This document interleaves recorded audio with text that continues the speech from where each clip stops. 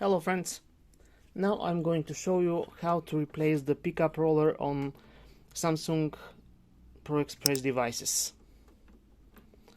First, using a small flat screwdriver, we have to take out this white clutch here, which holds the pickup roller.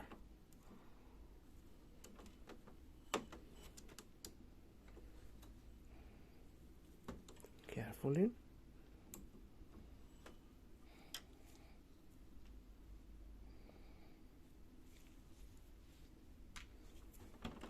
Now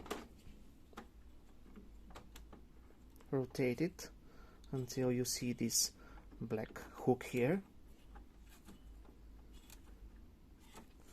Just lift it up and push the pickup roller to the right.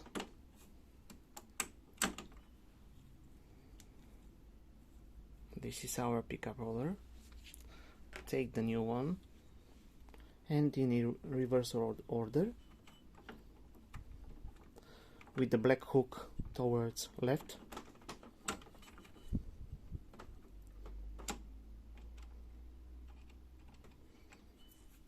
Push it, and finally we have to take back this white clutch.